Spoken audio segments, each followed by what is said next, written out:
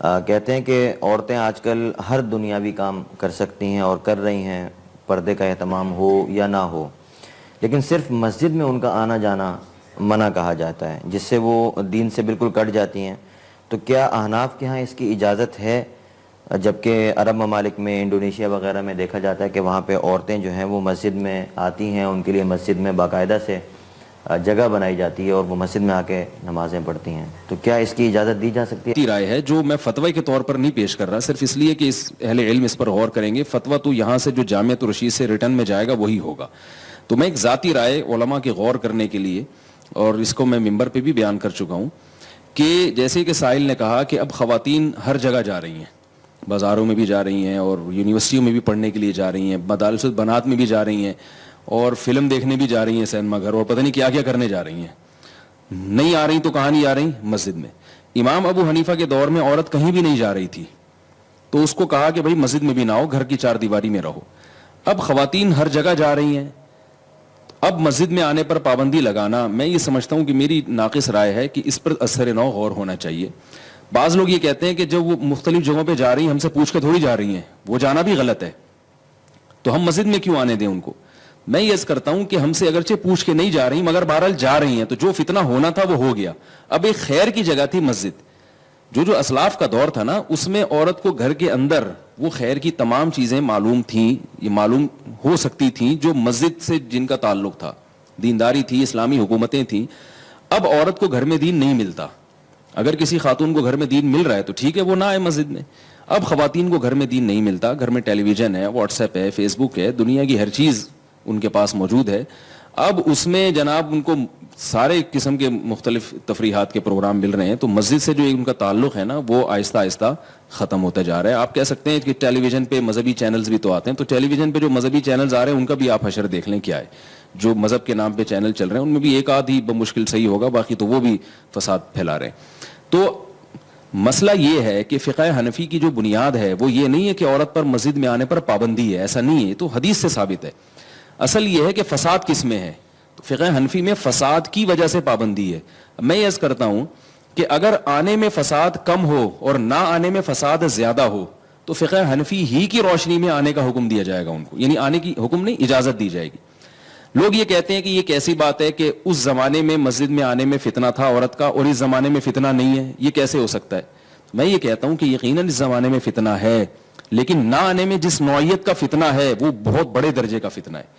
وہ کیا ہے کہ خواتین کا اسلام سے رشتہ آہستہ آہستہ کمزور ہو رہا ہے۔ آپ دیکھیں کہ جن علاقوں میں خواتین مسجدوں میں جاتی ہیں، میں نے وہاں دیکھا ہے کہ ان کا مذہب سے رشتہ مضبوط ہوتا ہے، اور جن علاقوں میں خواتین مسجدوں میں نہیں جاتی ان کا مذہب سے رشتہ کمزور ہے۔ تو فتنے کی نوعیت چینج ہو گئی ہے۔ بے پردگی کا فتنہ تو آج بھی اس کا خطرہ ہے، لیکن نوعیت کیا ہے کہ نہیں آئیں گی تو اسلام سے ہی دور ہو جائیں گی۔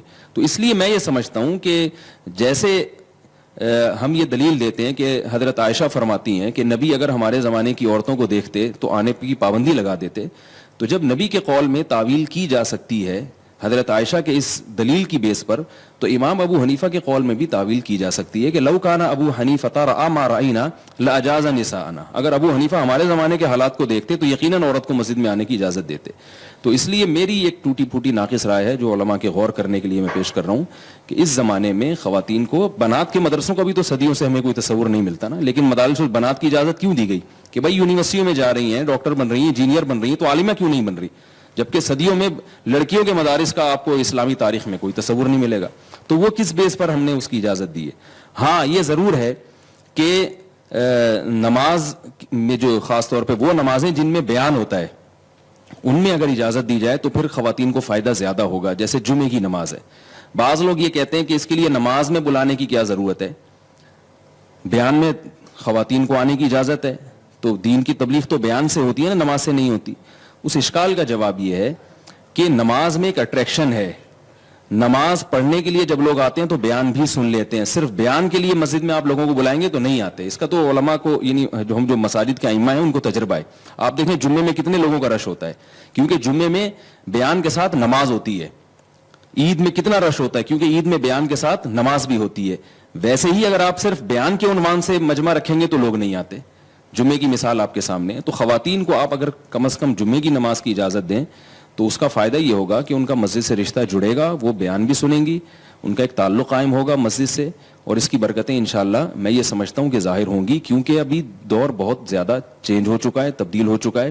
اب اگر خواتین کا اپنے مسجد سے تعلق ختم کر دیا تو وہ پھر ان کا تعلق سینما گھروں سے مضبوط ہوگا, ان کا تعلق ٹیلی ویژن کے ساتھ مضبوط ہوگا. امام حنیفہ کے دور میں گھر میں شوہر کے ساتھ مضبوط ہو رہا تھا تعلق, اور اب تعلق جو ہے نا وہ بہت, تنظیم اسلامی والوں نے اس سال تراویح میں خواتین کو بہت بلایا, جیسے کہ وہ ہر سال بلاتے ہیں, تراویح میں بہت ساری خواتین آتی ہیں, پھر درس قرآن سنتی ہیں. کسی نے مجھ سے آ کے شکایت کی کہ یہ تو جائز نہیں ہے, خواتین کا تراویح میں اس طرح سے فقہ حنفی کی روشنی میں جائز نہیں ہے, اور ان کی بھی بر صغیر میں اسی پر عمل ہو رہا ہے, تو یہ کیوں ایک الگ رائے کر رہے ہیں.